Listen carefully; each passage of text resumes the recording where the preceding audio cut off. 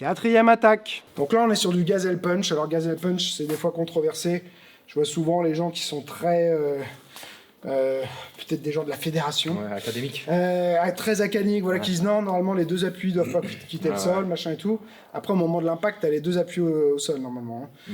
Donc, c'est pas une frappe sautée où on a les pieds en l'air. Mais, je vais rentrer. Alors, moi, la manière dont je l'ai vu souvent, les grands boxeurs faire, c'était plus descente, un pivot, d'accord? Donc ici, pour préparer la rotation, et là, je tourne dans l'autre sens, boum, et je rentre.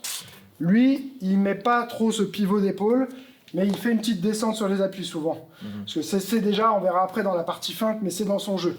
Et de là, boum, juste, il part de là, ok? Donc, descente. Des fois, ça peut même être avec un petit changement d'écart de position. Boum, et il rebondit en fait là-dessus. Là, boum. Souvent, ce qui se passe, c'est que là, les gens, comme ils frappent très fort, il les fait partir par là. Boum, il change de garde, il met tout de suite en fait le même bras, le cross. Toujours dans cette idée, je pense, d'empêcher, de retirer les opportunités de contre en continuant.